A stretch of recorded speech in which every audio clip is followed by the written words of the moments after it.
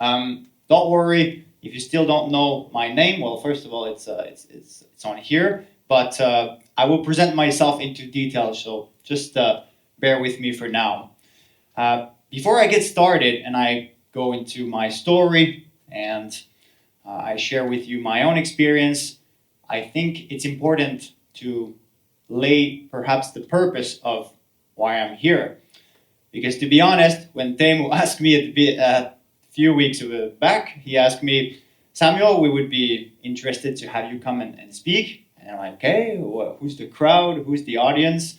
What would be the purpose of the talk? And then he told me about sharing my story for international talent recruitment, with people with key roles.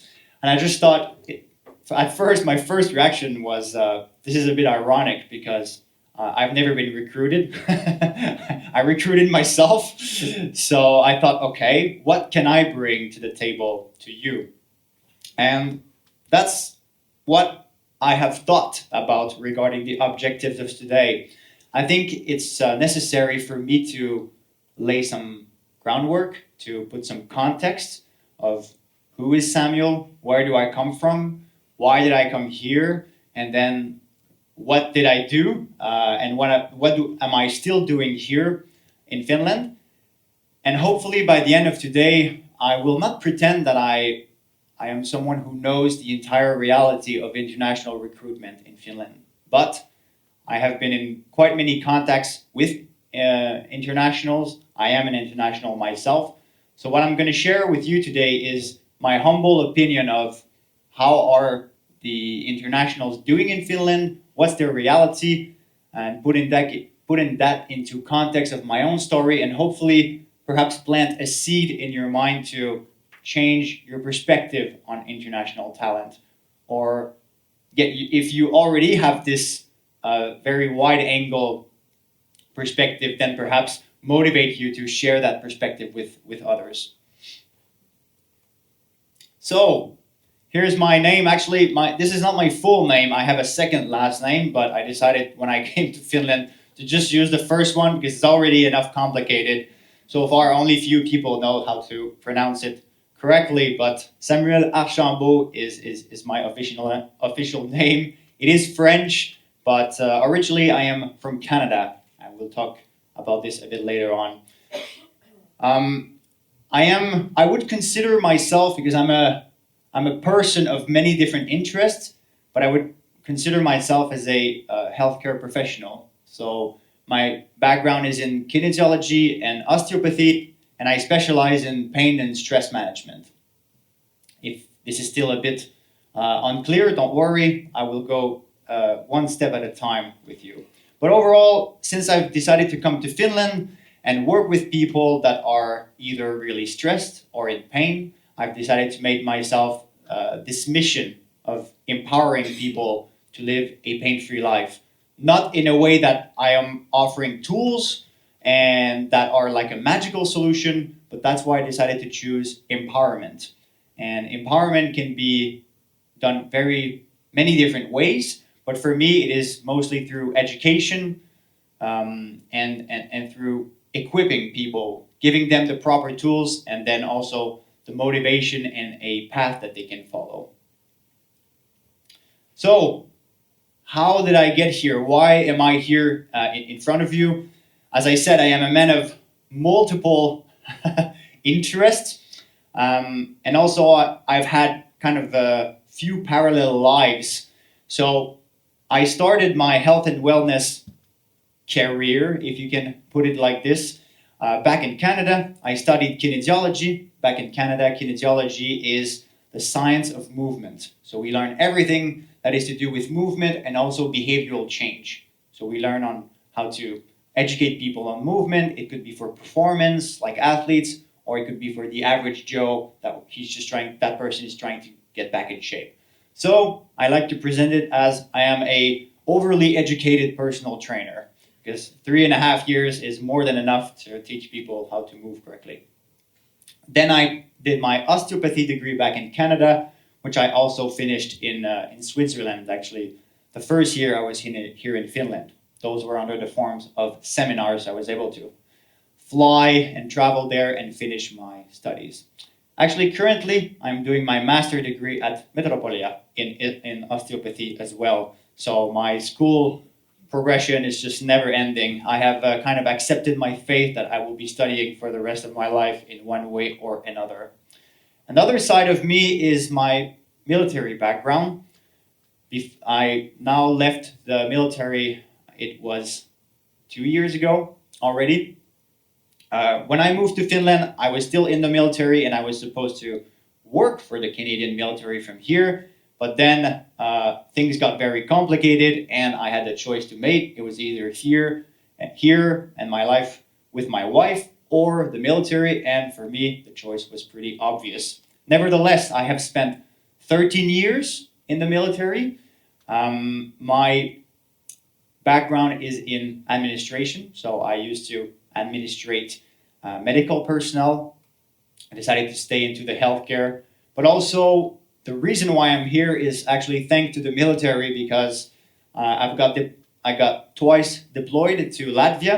It was not in my actually principal or general field. It was more in my specialty that I had a chance to get myself into, which was this civilian military cooperation. So I've been trained to shake hands and make people like the military, know more about culture. That's the overall umbrella that we like to do. But in the military, you do many more things than this.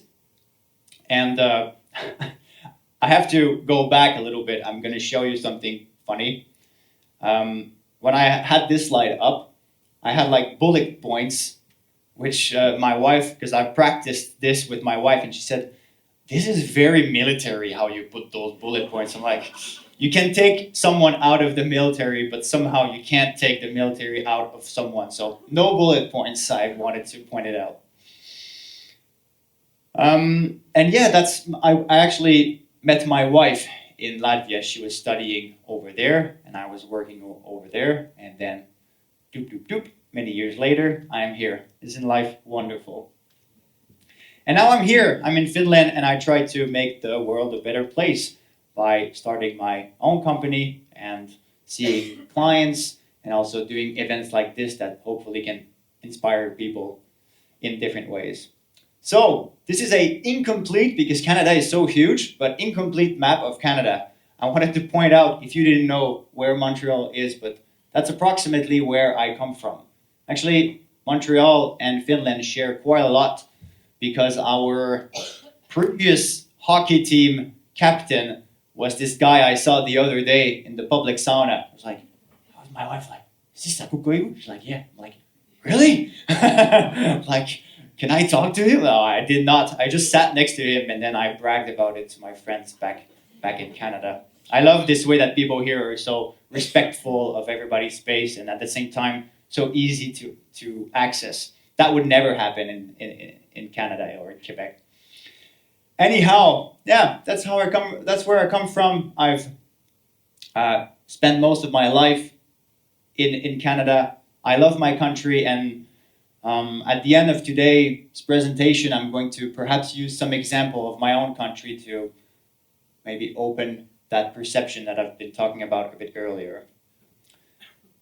When I said that it's important to explain a little bit where I come from, it's not because I want you to know in detail who Samuel is, but you will see that this makes all sense in the whole context of international talent. Since I've been pretty young, I started my first backpack travel. I was 19 years old, and I actually joined the military. I was 17 years old. I've always been drawn to adventures. I've always liked to open Google Map, or I had this old globe back home that I used to look around and say like, "Oh, I don't know about this country. I would like to travel to this country." And I did start to travel. I did start to live some adventures. I have some few pictures here. This picture is me jumping on a dune in Morocco, perhaps 11 years ago now already. I go so fast. That picture is me trying to surf. This is like the only good picture they got. All of the rest, I was like falling. But that one is actually the best one, so I decided to keep it from here, for here. That was in California. I did an exchange student semester over there. That is in Bolivia, in South America. They have this salt desert, the Solar de Uyuni, over there. It's magical. It's all of this that you see. It's salt everywhere, big chunk of salt, and that's a bit more free. That's a bit more recent. With a good friend of mine, we went to Sri Lanka. We traveled the country on motorcycles. So you see that for Samuel, the world is a big playground, and I've been always very curious on different cultures. How do people go live over there?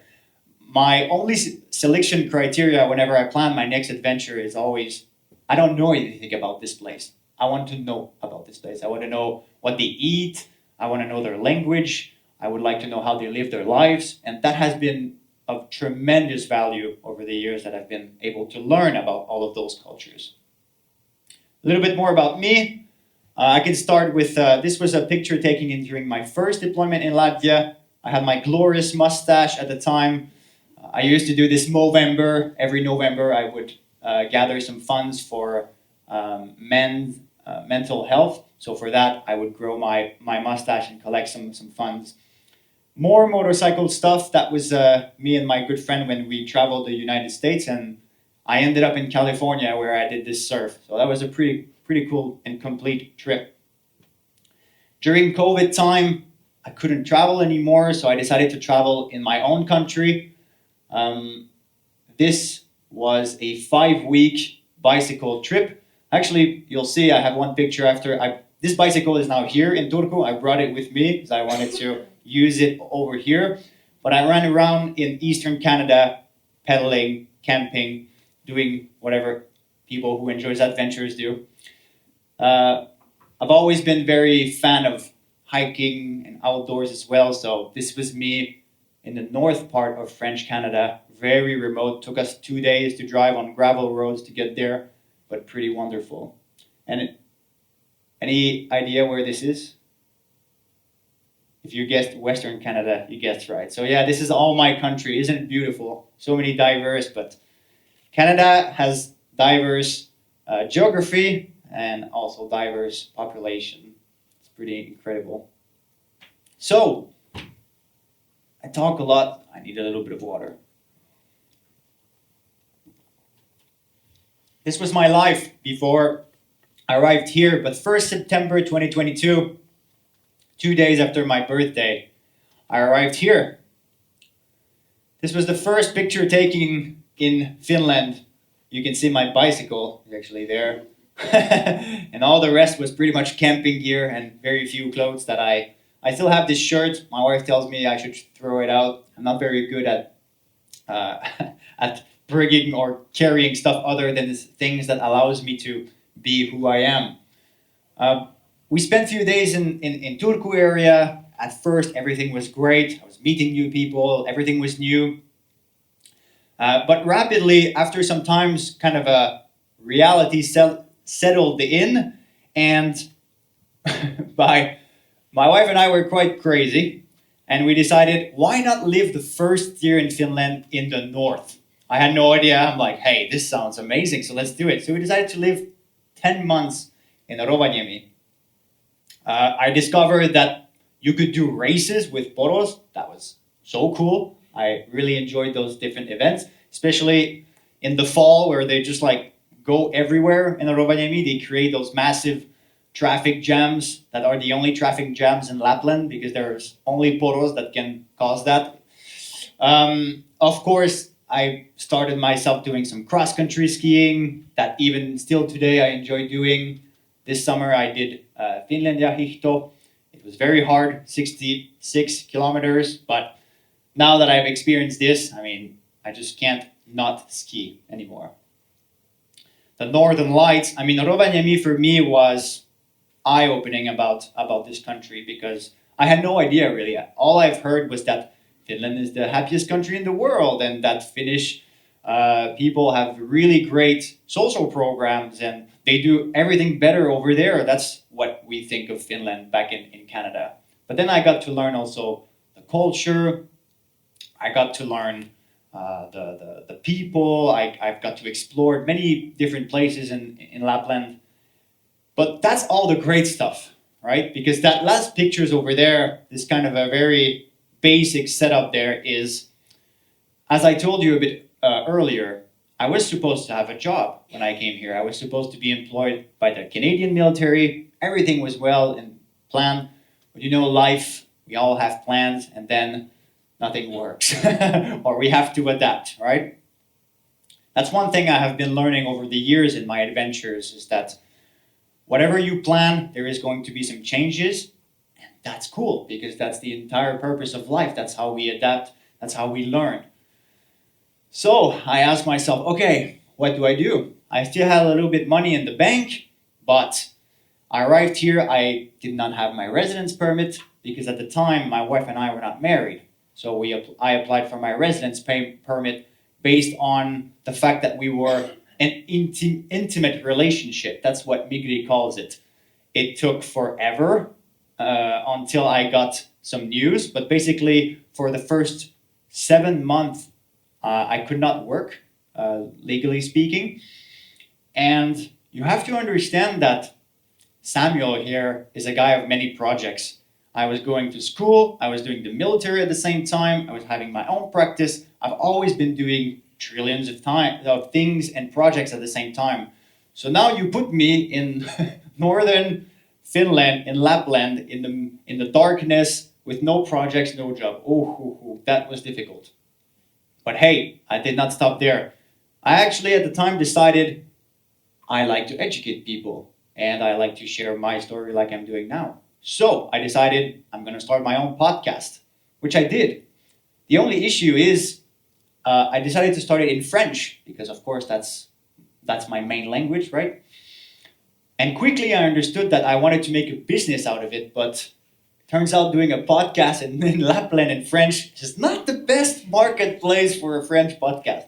Even though I was reaching back to what I called home at the time, I understood quickly that this was perhaps not the best idea if I wanted to create something that would allow me to sustain financially my life. But still, I think that this picture shows I still wanted to contribute, but this was a really hard time because I felt like the carpet was being pulled under my feet, and my freedom was taken away. I could not contribute to the society. That was a hard time, and plus all the darkness. It was a challenge. So Rovaniemi for me was a period of contrast, beautiful places, adventures, and also a moment that I had to take for myself to reflect on what I wanted to do. But you know, things never, you don't overcome those challenges only yourself. And normally at this kind of presentations, there's always some thanks word at the end. I decided to put them up front because for me, all of this chapter of my life, now that I'm in Finland, everything started with my wife and I. I decided to come here because without without me knowing it at first, I fell in love with this woman, now my wife, and I owe her pretty much everything now that I've been able to build here. I am someone with a lot of drive. I am someone with a lot of flexibility, and I will continue to push forward. But since the beginning, if it wasn't for my wife, who's been listening to my crazy stories, listening to all of my crazy ideas of different projects, supporting me into those, I found this really nice saying in Finnish that goes, "Ei miestä ilman naista," which means, from what I understand, there is no man without a woman. And in my case, this is very true. So even if we met in Latvia, now that we came here, quickly my wife was able to understand that I had to adapt, which of course it was a new life for her as well. She was starting her career. She basically in Latvia, she was studying to become a doctor, so she started her in Finland. But she also understood that for me, this was a whole new different world, right? Because I've been on adventures before, but I did not stay there long enough to really say, hey, I'm actually now living here. So all that to say, I know she's not here today, but that's why I wanted to, first of all, to record this talk, because I want her to see this and to hear that. Anyway, she did, because I practiced with her, so I did all of that. It was nice. It was a nice moment. All that to say, I owe a lot to my wife, and she's been a rock, really, for me this entire time. So all of what you see here, there is clearly a woman behind all of this story. So this is when we got married at Maistrati in Rovaniemi. It's quite a nice moment. So this is our van when we left Rovaniemi. As you can tell, it's quite packed. We even brought our plants. My cactus survived Rovaniemi. Isn't that crazy? At first, I moved to Turku. Again, new change. Everything is new. Oh, there is more internationals, more people also, more opportunities. And then I thought to myself, okay, this whole French podcast did not really go forward. So now I want to focus on what I've been educating myself into. So I decided, okay, I'm getting myself an office. And this was my first office, actually very poorly furnished, but still I had a table, I had myself, I can start helping people. But there was only one problem. Actually, there were 4 problems, and they're all there. I did not really speak the language. Even if I've told myself, when I moved to Finland, I'm here now, I have imprinted this belief in my head that language was never going to be an issue. I'm still learning Finnish today. I have actually, thanks to you, Lucia, I have your previous tutor that we now see each other once a week. And it's very awkward because I'm looking for words all the time. But for me, learning language has always been a way to learn more about the people and the culture, as I said earlier. So I've always decided this was not going to be a challenge for me. But still, I understood that here, if you don't speak the language, like everybody else, like anywhere else, there is still an obstacle. So this was one thing. I did not have any clients. Back in Canada, I had my own practice. It was amazing. I knew people who knew people. It was easy to build. Here, I knew nobody. So I had to really start with, who can I help? That was the question I asked myself.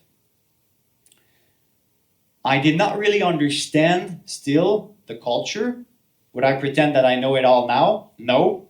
Am I getting better? Definitely. But at the time, how we do marketing, how I present myself, how I talk about my services, all of that I needed to adapt to here. Just to give you an example, in French Canada, my approach to pain management is more recognized in a way that people go often to that kind of services. And also they tend to be very accessible and very easy to reach, like professional to client. Meaning, if someone I had no idea, they have no idea about me, they are going to book without even them having like any clue who I am. In Finland, that doesn't work. People need to know you. People need to at least have heard something from you. People here are very loyal though, so I understood that once someone becomes my client, this person is going to become my client. My own hypothesis is that I don't know if it's because my client likes me or that they're just too shy to go and reach someone else to have their services. There's, okay, now I got this one guy, I'm just going to stick with him. It's too hard to try to do another research. I'm just kidding. My last thing is I did not have any network. I did not know anybody here professionally speaking. Many problems equals many solutions. So let's see what happened next. But before, I want to show you how I was able to kind of overcome. I would like to contrast this beginning of situation now with where I'm at today. This is where I'm at now with my practice, my one-to-one practice. This is actually Faisal's picture that he is also videotaping now, but we filmed a mobility routine that I've been giving away for people. So now, after a year and 4 months of officially in business, I've been building tools for people. I've been participating in many events. This was last summer event in Turku, this CrossFit event. It was fun, I promise. I know I don't smile, but it was very fun. This picture I took, I also followed a few teams. I followed the swimming club of Turku to many of those competitions. I was their official therapist. And this is now my much better furnished office that I own here. Not that I own, but that I rent, let's say, in close to Manhattan district in Avain Center. A year and 4 months later, I now also collaborate with different gyms. Of course, Avain, where I have my office, but also Mentor Gym. I give classes over there. I have also personal training clients over there. My second office is in Valtisamakko, the running school. So not only I treat many Finns, many internationals, I also treat athletes. I'm really interested into this rehabilitation. All of that, I would say I'm pretty proud to say that I have made from absolute zero to now where I'm at with a nicely built clientele. I have many other things also to be proud of, all of the more corporate side of my business. This was a picture taken at the university. I've been working very hard to try to connect international, especially international entrepreneurs, to the Finnish society in general. So I've been working on this one project where I'm trying to get international students to come and have their internships or some of their projects with international entrepreneurs. So to try to mix those different groups, I've understand that international entrepreneurs can be quite, not marginalized, but quite put into a corner, whether that's up to us or up to everybody else. But also I wanted to break those walls and try to connect with other people.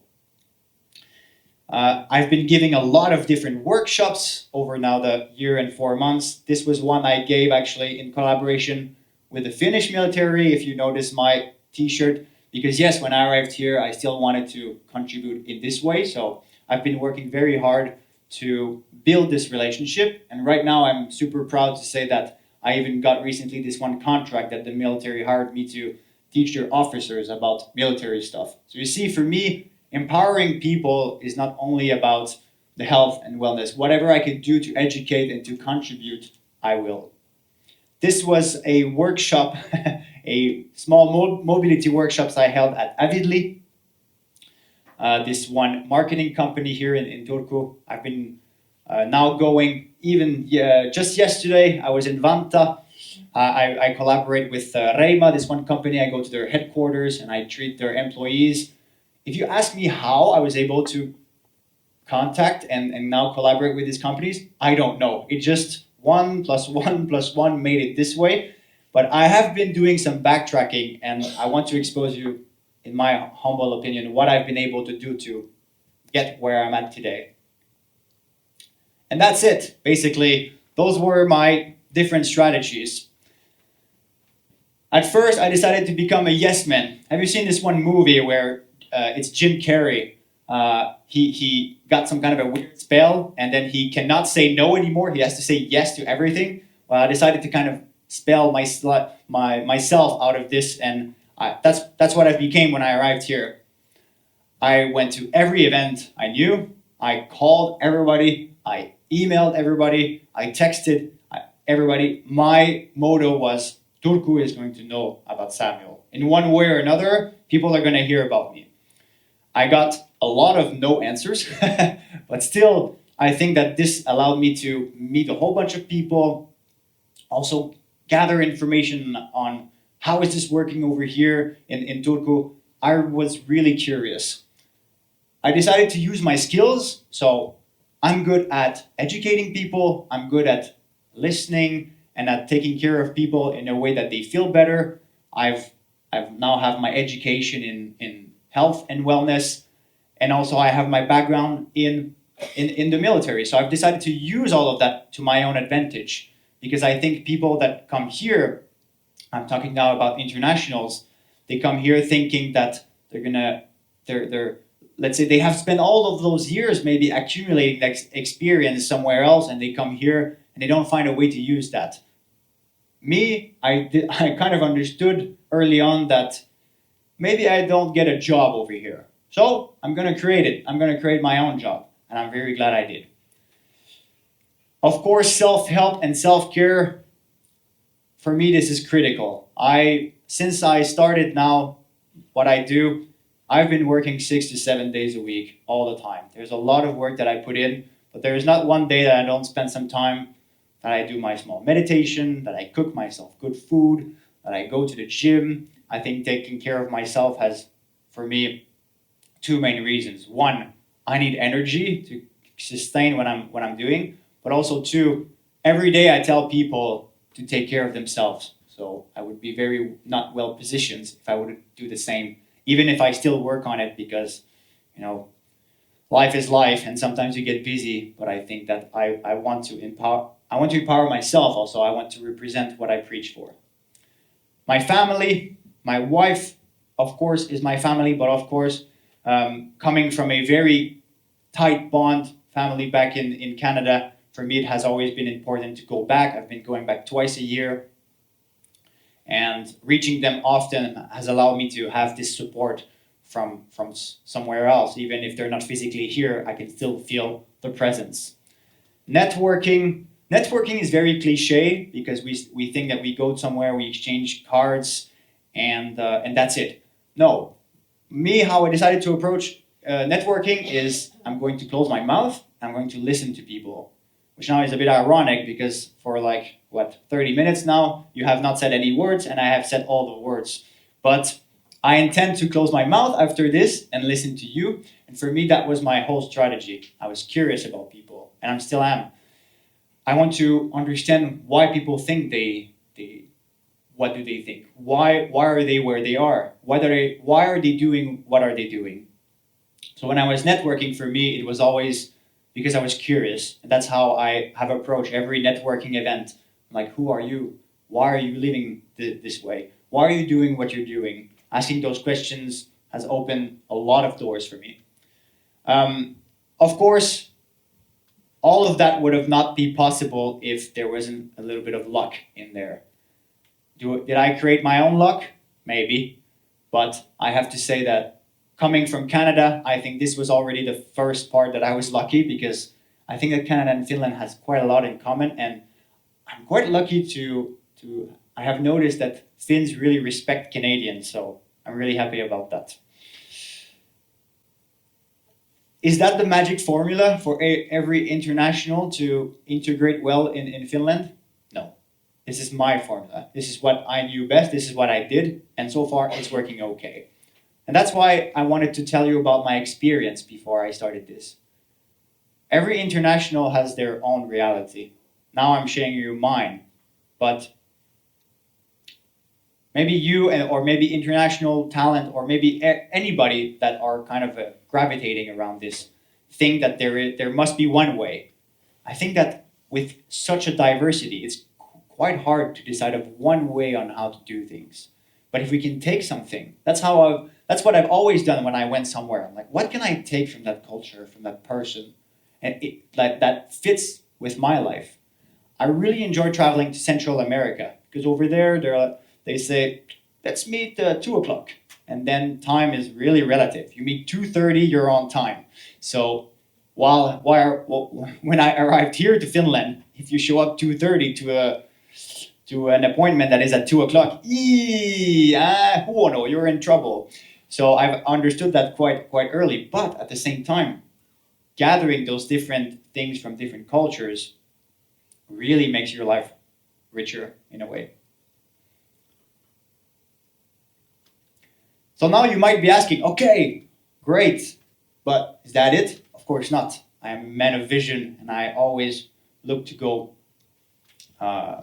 further in my progress, not for the sake of just achieving more, but for the sake of, if I now in a bit more than over a year, I've been able to integrate, connect, and create everything that I have been able to reach so far here in Finland, then it makes me wonder, what else can I do?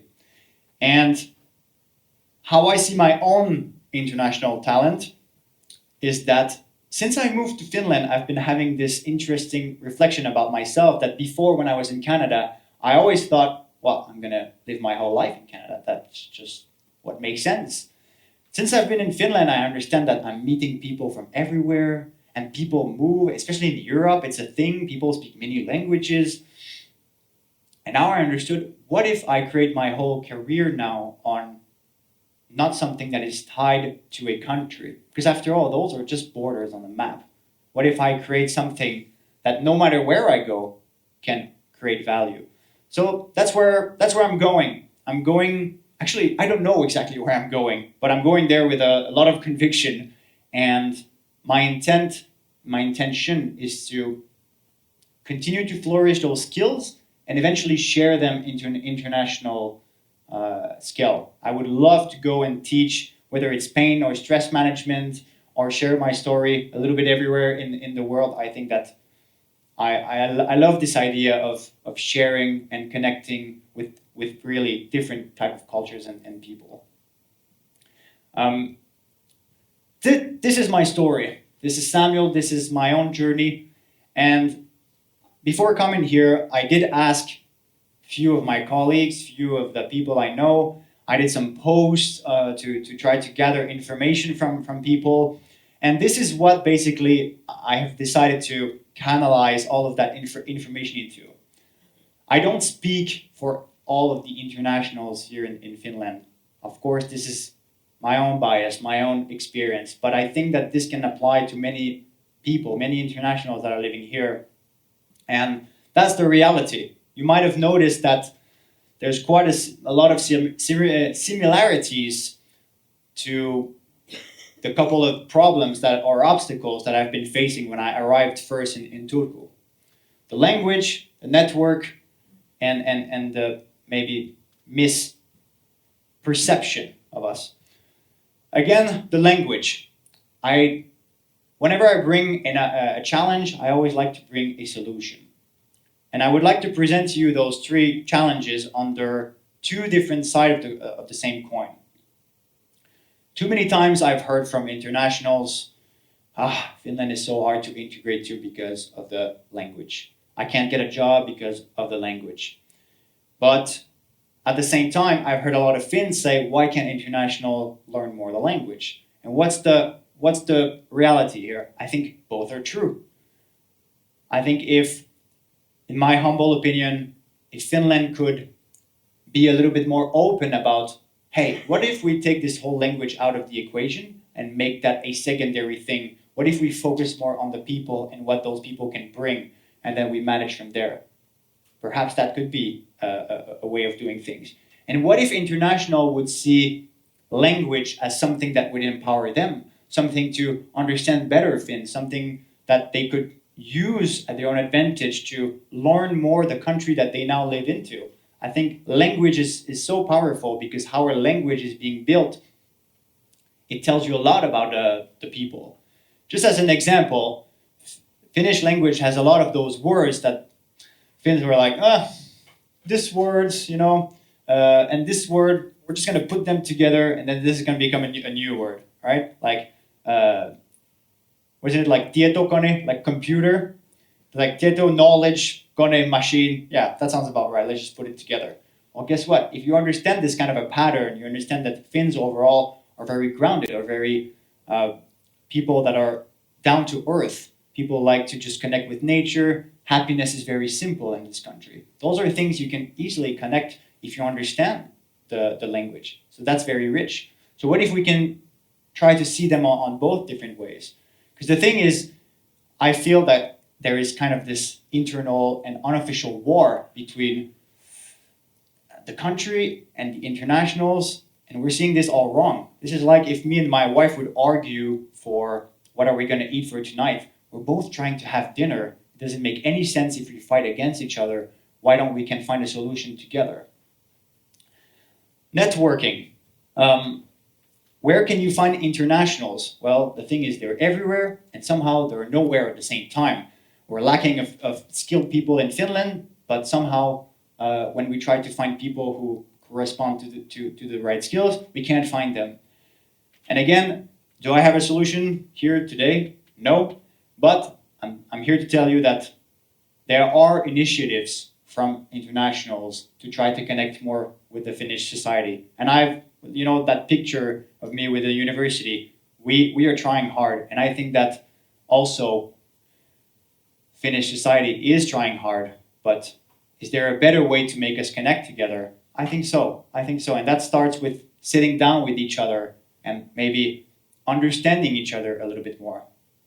And I think the most important part, and if you have to remember one thing from today, is that I think internationals can be misjudged or can also misjudge themselves. We all see life our own way. We all have our own glasses that are being built through our own perception of life, how we've been raised, our beliefs. Most of those things are unconscious. But, at the beginning I told you about planting seeds in your head and changing that perception. What if after today we all see international talents not as a set of skills that fits a specific requirement for a job? What if we start to perceive internationals as human beings bringing something more to the table? I told you I was going to talk about my country. In Canada, we have been built over immigration. In the last couple of years, 97% of the demographic expansion, so the new people that are coming to the country, is because of immigration. Only 3% birth. So I believe last year, over 400,000 immigrants came to Canada. That's who we are. So for me, if I see anybody in Canada telling me they're Canadian, I will believe them, right? Because Canada has been built on this premise that immigration is necessary. And nowadays, is it perfect? Far from it. We lack housing, there are too many people now, not enough place to stay. It creates a whole bunch of a cultural mix, but at the same time, it's what I believe creates our richness. And I think it can do the same thing for Finland if we, as a group, everybody, international as well as locals, as well as yourself, we can maybe open our mind and think that what can those humans bring to the table that maybe we don't understand, maybe we don't see this way. Because remember when I went on South America or I did all my adventures, always about trying to see what can this culture brings to me, and not only what is that person bringing as a limitation. Sometimes we tend to see it this way. And it's not because we mean harm, it's just because this clashes with our own perception of reality. I hope that now, after today, you are a little bit more inspired and that you are able perhaps to open your perspective, and next time you will be in a situation that you are working on a project or you talk with some business representatives or wherever you will be, that you will see international talent as perhaps humans that are bringing something to the table, and what can also Finland brings back to those people. Because if you can invest in people, then you invest in the country. This is how it works. This is an infinite loop that never ends. It's not true that it's just one way to another. Is it perfect? No. Can we make it better? Absolutely. And at last, just stay curious. It will make you progress, and it will open doors that maybe you have never thought would open before. Kiitos paljon.